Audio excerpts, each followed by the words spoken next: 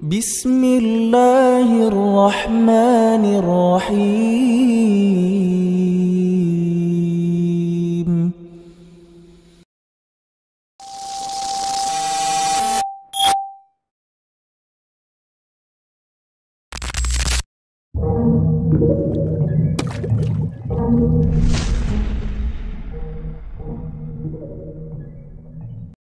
Bismillah, assalamualaikum warahmatullahi wabarakatuh. Alhamdulillah, salatu wassalamu ala rasulillah wa ala alihi wa sahbihi wa sallama taslima. Nah, melanjutkan lagi tentang tafsir Al-Quran Al-Karim. Di antara faedah kita mempelajari tafsir Al-Quran agar apa Pak? Agar kita tambah kekhusyuan di dalam salat. Karena ketika kita menghayati bacaan imam, bacaan yang kita baca, maka itu akan menambah apa? Kekhusyuan kita. Terlebih lagi kalau kita paham tentang kandungan apa yang Allah inginkan dari surah-surah tersebut. Sehingga kita menyempatkan waktu untuk duduk sejenak mendengarkan tafsir Al-Quran yang sering dibaca imam dalam salat. Sekarang kita di surah At-Tin, di mana surah At-Tin ini Pak, surah Makkiyah, terdiri dari 8 ayat. Dan letak surah At-Tin ini Pak berada di antara surah Al-Insyirah dan surah Al-Alaq. Pada pertemuan sebelumnya kita sudah menjelaskan bahwa surah Al-Insyirah itu memaparkan tentang keutamaan Allah yang diperuntukkan kepada Nabi Muhammad. Nanti di surah Al-Alaq Allah sebutkan lagi keutamaan yang Allah berikan kepada Nabi Muhammad. Nah, di surah At-Tin ini adalah pertengahan antara kedua surah ini. Nah, di sini Allah Subhanahu wa taala menyebutkan di ayat yang pertama, Wat-tini waz-zaitun. At-Tin, para ulama berselisih Pak. Apa makna dari At-Tin ini? Ada yang mengatakan bahwa At-Tin maknanya adalah buah tin. Ada pula yang memaknai bahwa At-Tin di sini adalah tempat tumbuhnya buah tin, yaitu di daerah Syam. Syam itu Pak terdiri dari Palestina, Suriah, kemudian Lebanon dan sekitarnya. Ini namanya apa? Negeri Syam. Ada juga yang mengatakan bahwa At-Tin di sini adalah masjid yang ada di Palestina.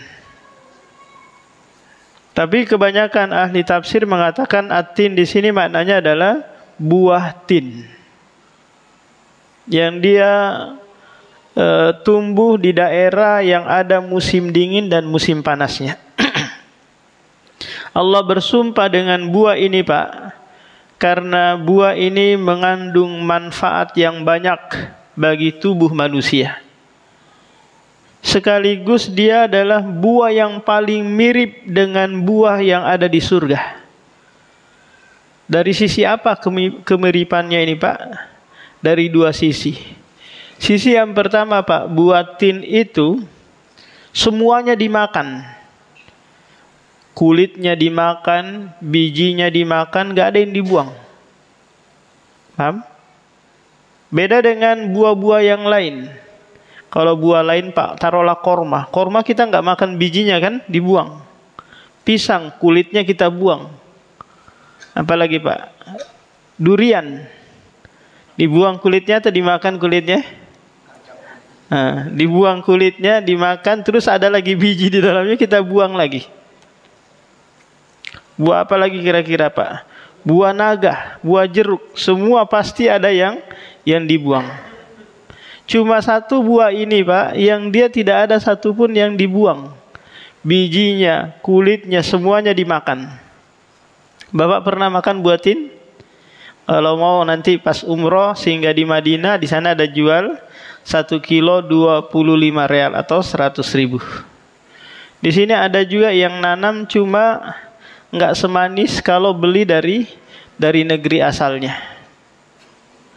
Dia banyak warnanya, ada warna kuning, ada warna hijau, ada macam-macam warnanya. Ada warna coklat. Sangat apa? Sangat bermanfaat bagi tubuh kita. Yang kedua adalah wazaitun, yaitu buah zaitun. Yang dimana zaitun ini dimanfaatkan, buah tersebut bisa dimakan langsung, bisa juga diambil minyaknya, kayak layaknya buah sawit. Diambil apa Pak? Diambil minyaknya. Bisa dijadikan minyak goreng, bisa juga dijadikan apa? Untuk kulit. Paham? Diminum juga bisa, dioleskan di wajah kita, di kulit kita juga bisa. Ternyata Pak, kalau ibu-ibu merutinkan minum zaitun, itu membuat kulitnya kenyal-kenyal, bagus kulitnya. Paham? Beda dengan skincare dan bahan-bahan kimia yang lain, itu merusak, membuat wajah cepat keriput, berlobang-lobang. Karena memang dia kandungannya bahan kimia. Kalau zaitun ini sangat bermanfaat. Nah, kedua, buah ini Pak tumbuh dan banyak di daerah-daerah Syam sana. Di mana daerah Syam itu daerah yang mayoritas para nabi dan rasul muncul dari sana. Nabi Isa, Nabi Musa, Nabi Ibrahim, Nabi Sulaiman, nabi-nabi yang lain muncul, sebagian besar mayoritas nabi muncul dari negeri Syam ini. Maka Rasulullah pernah berdoa agar diberkahi negeri Syam tersebut. Wa Turi Sinin, dan demi Turi Sinin, ini adalah bukit yang ada di Mesir sana. Ya, Allah Subhanahu wa taala pernah mengajak Musa alaihi salam berbicara langsung, sehingga dia dikenal dengan Kalimullah, orang nabi yang langsung Allah ajak berbicara. Tatkala Allah ingin mengutus Musa untuk mendakwai Fir'aun. Wa hadzal baladil amin, dan demi negeri yang aman ini, yaitu negeri Mekah. Satu-satunya di dunia Pak, negeri yang paling aman itu adalah kota Mekah. Karena memang di dalamnya dilarang pembunuhan, dilarang, pokoknya banyak, sehingga dia dikenal dengan dengan negeri haram. Haram, rumput saja dilarang dicabut, apalagi nyawa orang, apalagi mencopet, merampok, itu dilarang. Paham Pak? Jadi Mekah itu adalah kota haram. Kota haram. Tapi di dalam sana Pak ada ininya, ada hududnya, ada batasnya. Mana wilayah haram, mana wilayah hil. Kalau wilayah hil itu batas awalnya adalah Tan'im dan keluaran sana. Jadi ketika seseorang itu beribadah di kota haram ini Pak, apakah di Masjidil Haramnya atau di luarnya, maka dia seperti sholat 100.000 kali dibandingkan sholat di tempat-tempat yang lain. Jadi satu kali sholat di Masjidil Haram atau yang ada di sekitarannya itu sama dengan 100.000 kali sholat di masjid yang lain. Nah, apakah Bapak sholatnya di hotel atau di penginapan-penginapan di sekitaran situ, pokoknya masuk dalam kategori haram. Hanya saja para ulama berselisih tentang i'tikaf, apakah juga sama. Tapi yang lebih kuat bahwa i'tikaf enggak, Karena Allah mensyaratkan i'tikaf itu di masjid. Nggak boleh ada i'tikaf di hotel, di musola. Wa antum akifuna fil masajid. Coba lihat Pak, negeri Mekah ini dijaga oleh Allah Subhanahu wa taala. Allah sebutkan sendiri di surah Quraisy, wa amanahum min khauf. Dialah yang menjadikan negeri Mekah ini aman, sehingga tidak ada rasa takut bagi orang yang tinggal di dalamnya. Ketika pasukan Abraha ingin menyerang, ingin menghancurkan Ka'bah, Allah utus burung yang berbondong-bondong. Bukan namanya ababil Pak, tapi apa? Allah menyebutkan keadaan dan sifat dia membawa batu dari sijil itu. Dalam keadaan apa? Berbondong-bondong. Bukan namanya apa? Ababil. Tapi keadaannya dia datang membawa batu, yaitu ababil. Jadi Allah akan senantiasa menjaga kota Mekah ini. Jadi meskipun orang-orang yang benci kepada kota Mekah ini Pak, Allah akan senantiasa jaga. Waktu itu pernah terjadi Houthi, Syiah yang ada di Yaman sana, menembakkan roket dari negeri Yaman, itu apa, ditangkis, ditepis, sehingga tidak masuk ke dalam kota-kota haram.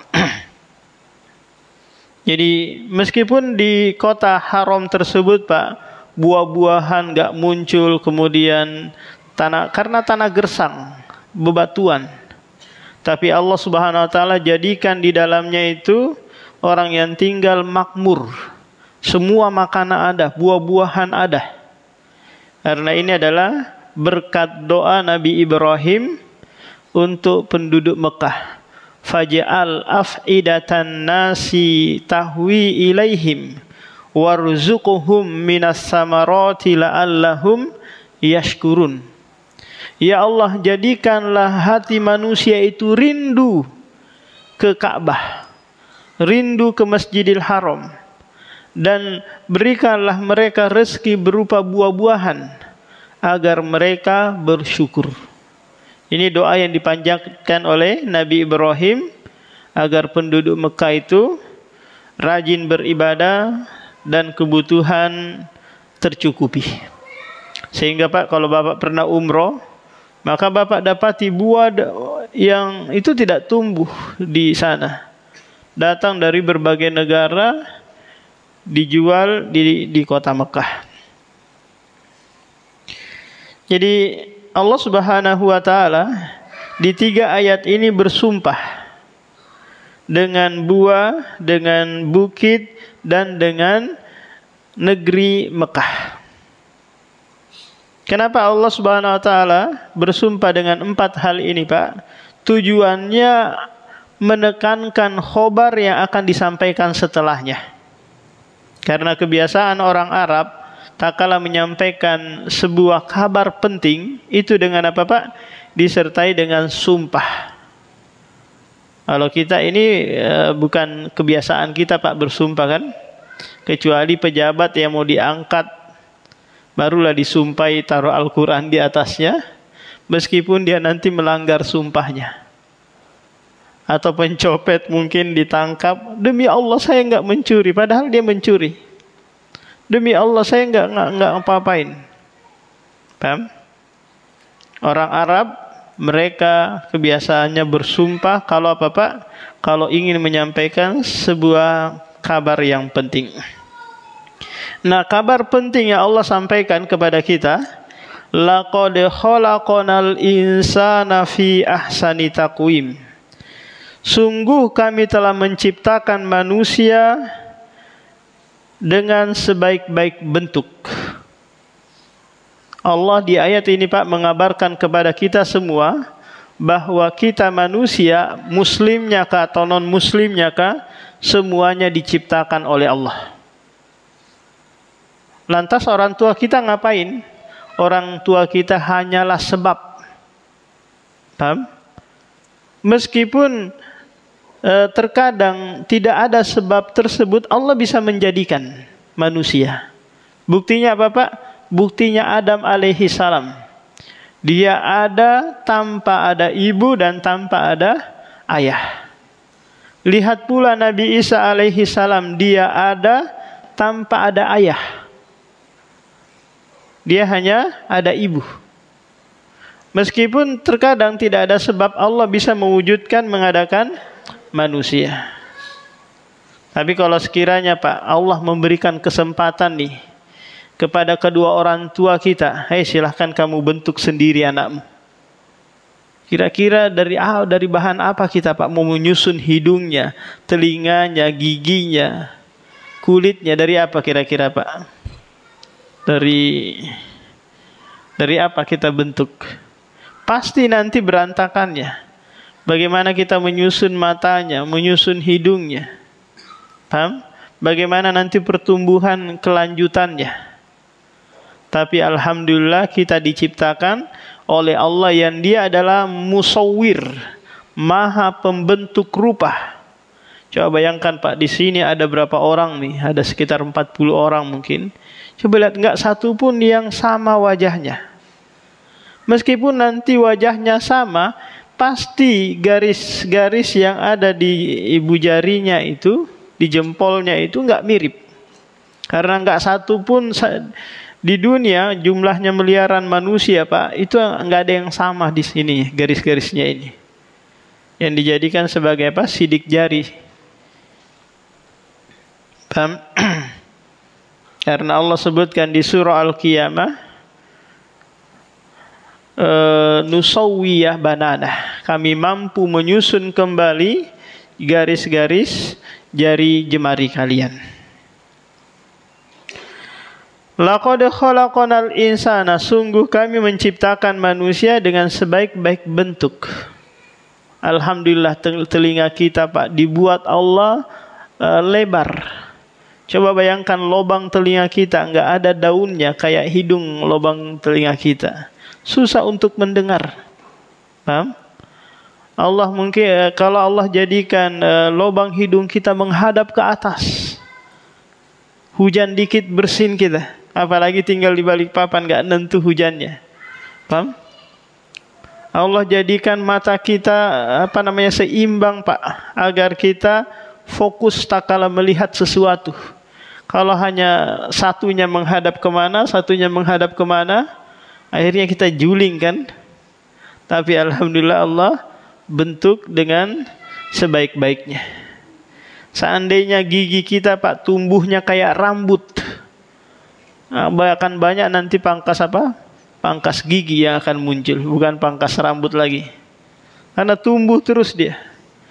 Coba tangan kita ini, paham, tumbuhnya seimbang, paham, nggak ada yang istilahnya panjang sebelah. Demikian juga kaki, kalau sekiranya kaki panjang sebelah, pincang kita jalannya. Tapi Allah membuat manusia itu sebaik-baik ciptaan.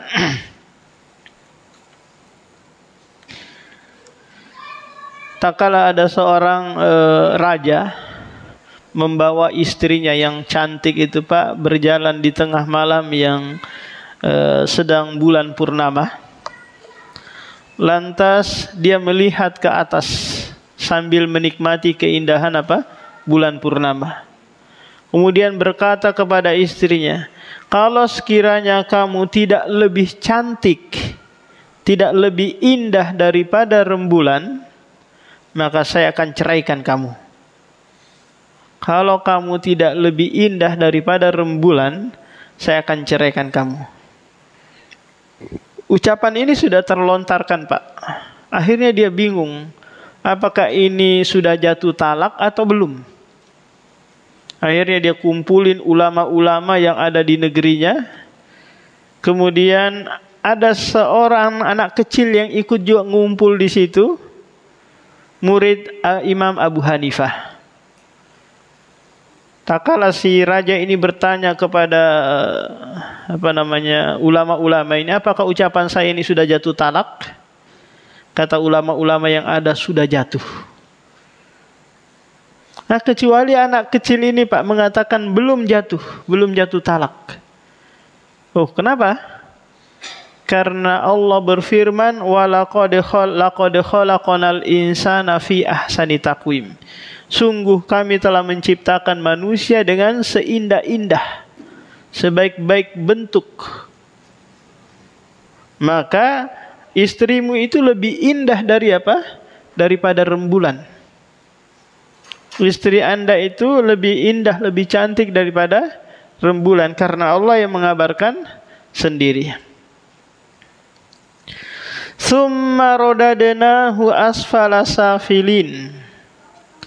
Kemudian kami kembalikan manusia itu ke tempat yang paling rendah. Ke tempat yang paling rendah di sini Pak ada dua penafsiran para ulama. Penafsiran yang pertama adalah neraka jahanam.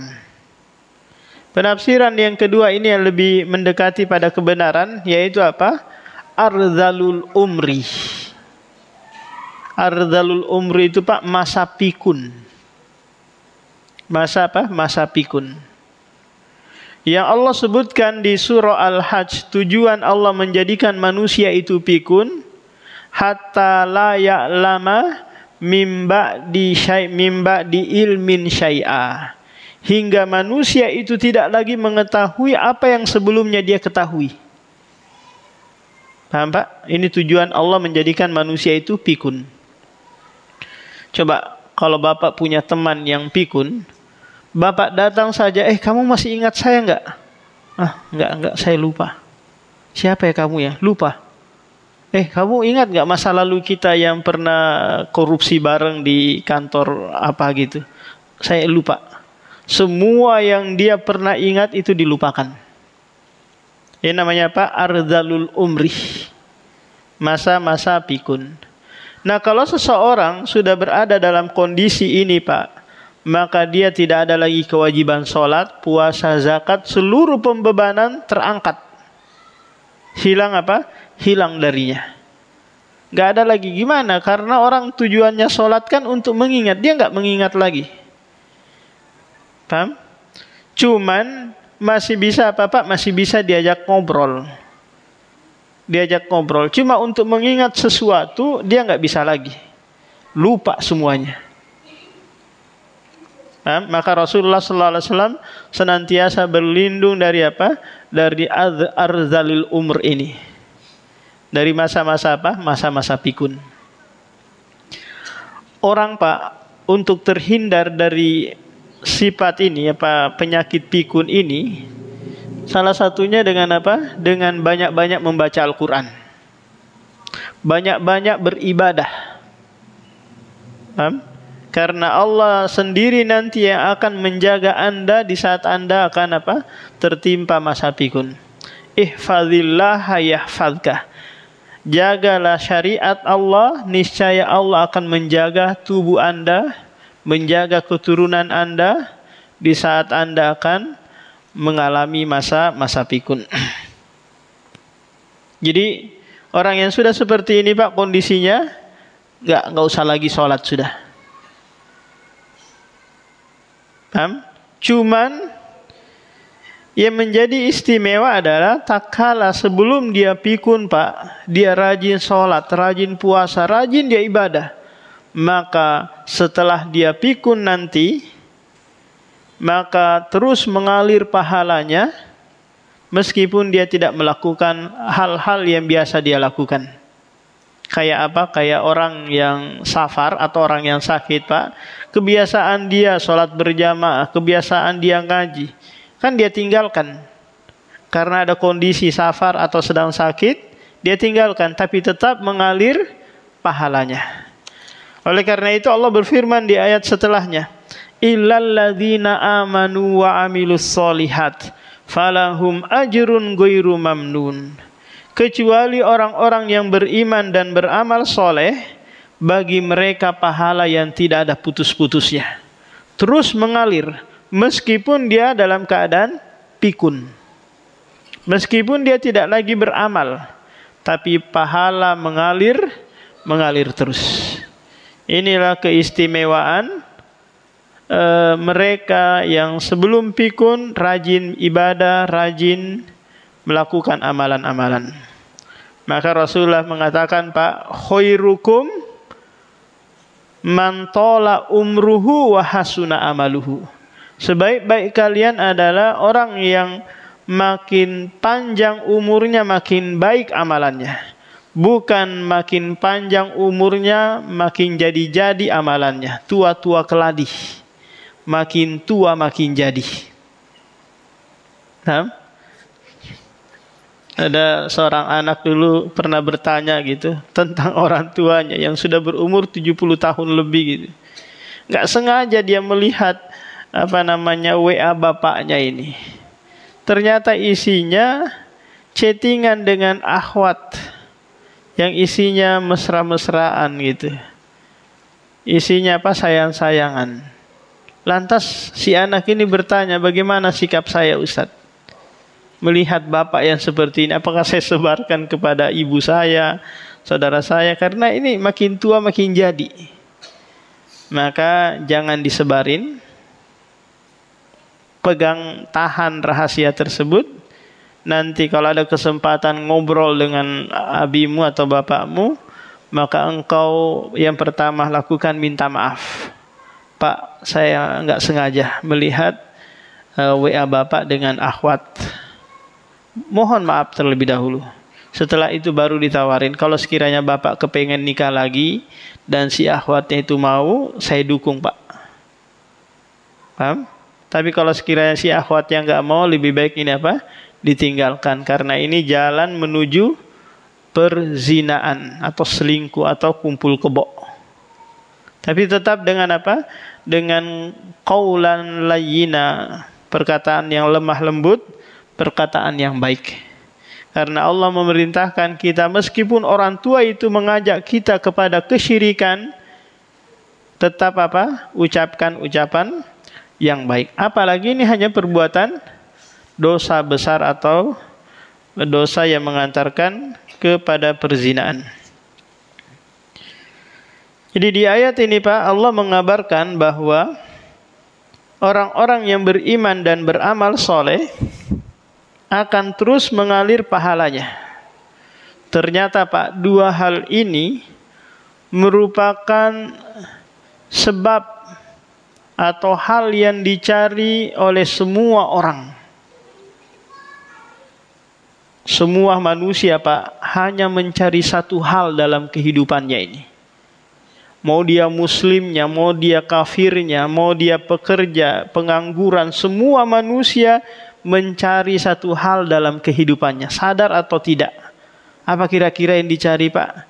Yang dicari itu agar tidak bersedih dan tidak mengalami ketakutan, kecemasan dalam hidup. Bapak yang masih kerja di perusahaan mungkin di sini, keluar pagi-pagi kerja, pulang di sore hari jam 5 gitu Pak. Tujuannya apa? Agar Bapak tidak bersedih di saat anaknya minta mau beli susu nggak ada uang. Sedih kan Pak? Sedih. Di saat istrinya mau pakai daster nggak ada. Bapak sedih, sedih banget. Akhirnya Bapak keluar bekerja untuk bisa memenuhi kebutuhan keluarga. Paham? Semua manusia melakukan aktivitas tujuannya agar Agar mereka tidak larut dalam kesedihan dan tidak dihantui rasa takut. Mereka yang mengejar jabatan Pak, berlomba-lomba mengejar jabatan, kursi wali kota, kursi gubernur, agar mereka tidak bersedih. Dikata-katain, kamu banyak uang tapi nggak bisa begini, nggak bisa begitu. Ternyata Pak, seluruh jalan untuk menghilangkan kesedihan dan kecemasan rasa takut itu semuanya tertutup. Kecuali hanya jalan ini, jalan iman dan amal, iman dan takwa. Ini adalah dua jalan yang akan menepis dalam kehidupan kita rasa takut, rasa cemas, dan rasa kesedihan. Kalau harta, kalau kedudukan, kalau kesenangan, itu semuanya akan apa? Akan menambah ketakutan, kecemasan, kesedihan pada diri kita, Pak. Contoh seperti ini. Bapak sekarang sudah punya uang. Dengan apa? Dengan tadi giat bekerja. Masih dihinggapi rasa takut? Iya, masih. Buktinya Bapak tahan betul-betul uang itu. Nanti dicuri orang. Bapak punya istri yang cantik, keluar sedikit saja dilirik oleh orang. Ternyata, paham? Apalagi dia selingkuh. Sedih lagi Bapak. Hanya dua hal ini yang menyebabkan Bapak tidak akan bersedih, tidak akan cemas, tidak akan takut dalam mengalami kehidupan ini. Allah sebutkan hal itu di surah Yunus ayat 62 sampai 63. Allah berfirman di sana, ala inna awliya Allahi la khaufun alaihim walahum yahzanun alladzina amanu wa kanu yattaqun. Ketahuilah bahwa wali-wali Allah mereka yang tidak bersedih dan tidak pula cemas atau takut. Siapa mereka? Mereka adalah orang-orang yang beriman dan beramal soleh. Kita praktekkan seperti ini, Pak. Tak kala kita di sini, Bapak pernah naik pesawat ya? Iya. Di atas pesawat itu, Pak, ada orang kaya, ada orang miskin, ada orang yang sedang-sedang, tidak kaya, tidak miskin juga. Paham? Naik pesawat bareng gitu dari Balikpapan menuju Jakarta. Qadarullah di tengah jalan diterpah badai, menyebabkan pesawat itu goyang dengan goyangan yang sangat dahsyat, yang menyebabkan pramugari pucat wajahnya. Terus pilot mengabarkan bahwa sepertinya pesawat akan jatuh ke laut. Kira-kira apa, Pak, kondisi yang akan dialami oleh penumpang? Si pramugari wajahnya sudah pucat. Pilot mengabarkan pesawat kemungkinan tidak akan selamat. Siapa kira-kira yang akan tetap tenang, tetap bahagia mengalami kondisi seperti ini, Pak? Hanya orang yang beriman dan bertakwa. Dia akan mengatakan, pesawat ini mau jatuh, nggak ada masalah bagi saya. Saya mati syahid. Allah angkat derajat saya, Allah hapus, Allah gugurkan dosa-dosa saya. Mau ini pesawat nanti mendaratnya di mana, saya tenang-tenang aja. Karena ini semua adalah takdir Allah. Setiap takdir Allah itu adalah pilihan Dia yang terbaik. Coba bayangkan, Pak, kondisi genting seperti ini, dia tetap tenang jiwanya. Apa yang menyebabkan dia seperti itu kira-kira, Pak? Karena keimanan dia. Dia yakin bahwa pesawat ini mau ngapain kah, dia terbolak-balik, jatuh kah, saya tetap berada di dalam kebaikan. Karena ini adalah pilihan Allah Subhanahu wa Ta'ala.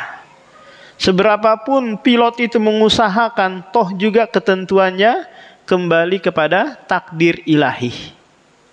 Dia tenang-tenang saja. Zikir mungkin, istighfar.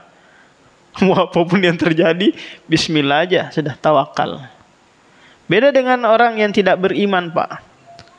Apa kira-kira yang akan dia lakukan? Dia teriak, dia gelisah, dia ketakutan. Yang seharusnya pesawat itu goncangannya sedikit saja, nggak terlalu berat gitu. Karena ketakutan melanda para penumpang, akhirnya apa, Pak? Tambah goncangannya, tambah berantakan. Maka di sinilah, Pak, pentingnya orang-orang yang beriman dan beramal soleh di saat menghadapi masa-masa sulit, masa-masa genting dalam kehidupan. Tak kala kita berikan contoh lagi, Pak. Ada dua rumah gitu di dalam sebuah wilayah. Satu rumah mewah yang nilainya seharga 20 M. Satunya lagi rumahnya dibuat dari kayu, atapnya atap sederhana gitu. Dua rumah ini sama-sama ada penghuninya, satu orang kaya, satu orang miskin. Ketika dua rumah ini, Pak, digoncang dengan goncangan yang dahsyat, gempa bumi berskala berapa gitu. Terus di waktu yang lama 20 menit atau 30 menit melululantahkan kedua rumah ini. Kira-kira Pak, siapa yang tetap tenang? Siapa yang tetap santai menghadapi kondisi seperti ini? Siapa kira-kira Pak? Hanya orang yang beriman. Kalau orang miskinnya beriman, dia akan tenang. Mau rumah saya hancur, aman, tenang aja insya Allah. Allah nanti gantikan yang lebih baik. Si miskin akan gelisah, akan ketakutan. Saya tinggal di mana lagi? Anak saya mau makan apa? Saya kehilangan ini dan itu. Kenapa? Karena tidak ada keimanan dalam dirinya. Nah, jika dua hal ini Pak kita aplikasikan dalam kehidupan kita, maka inilah yang membuat kita tetap apa? Tenang. Tidak gelisah, tidak cemas, tidak takut. Kita melihat anak-anak sekarang Pak yang hidup di zaman teknologi, yang semua serba informasi mudah didapat gitu ya. Tinggal browsing aja mereka sudah bisa lihat pornografi dan yang lainnya macam-macam. Membuat orang tua cemas kan? Ya kan Pak ya? Anak saya nanti apa yang dilihat, dia ini, wah ketakutan. Ketika anaknya itu dia sudah tanamkan keimanan dan amal soleh, mau anaknya dia pegangin HP mau atau enggak, ya enggak ada masalah. Anaknya dia gunakan HP itu untuk yang bermanfaat. Dia tidak gunakan untuk hal-hal yang lain. Karena apa? Dia yakin Allah melihatnya. Dia yakin Allah mengawasinya. Meskipun tidak ada pengawasan dari orang tua. Jadi apapun kondisi yang kita sedang hadapi Pak, hanya bisa membuat kita berbahagia, membuat kita tenang kalau kehidupan itu kita barengi dengan apa? Dengan iman dan amal. Paham? Ini kunci untuk apa? Untuk meraih kebahagiaan hidup. Sebaik apapun metode pendidikan Pak, kalau tidak ada dua hal ini, tidak akan membuat anak-anak kita bahagia. Tidak akan membuat anak-anak kita itu anak-anak yang soleh, anak yang membanggakan kedua orang tuanya. Paham? Jadi kalau Bapak melepas, mengutus anak ke pondok pesantren gitu, maka titip saja nak, jadilah anak yang beriman dan bertakwa. Hanya itu saja. Iman, saya enggak mengharap kamu hafal Al-Quran, hafal hadis, hafal banyak pelajaran, tapi kamu tidak punya keimanan. Tak kala dikasih HP, kayak kayak singa keluar dari kandangnya. Semuanya dia bongkar, semuanya dia lihat. Ini enggak ada buah dari apa Pak? Dari ilmu yang dia pelajari. Karena ilmu itu akan membuahkan iman dan takwa.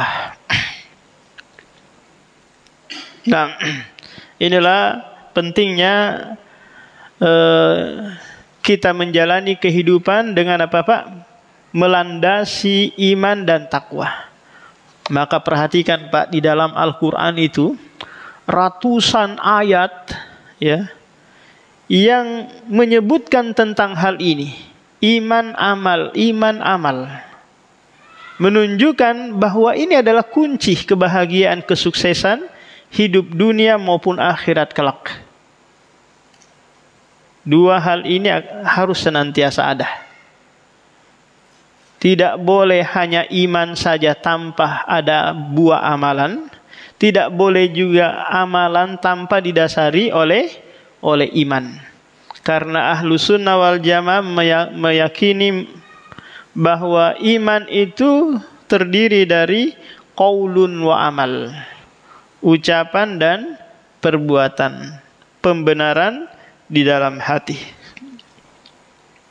Fama yukadzibuka ba'du biddin.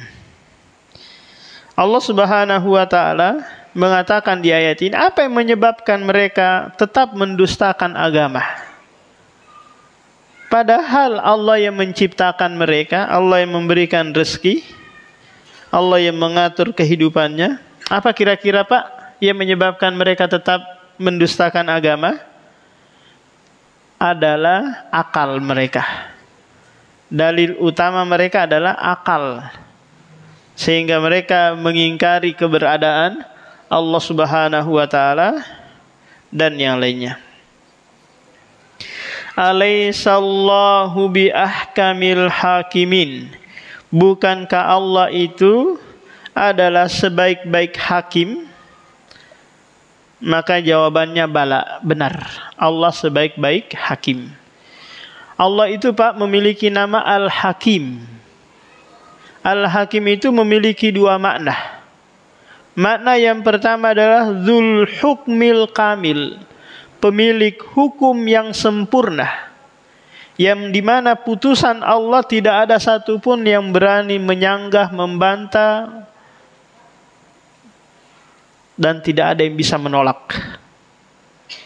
Contoh Pak, tak kala Allah memutuskan bahwa orang ini jadi wali kota, yang lain mau dia koar-koar sana sini, curang dan yang lainnya, nggak bisa merubah keputusan tersebut.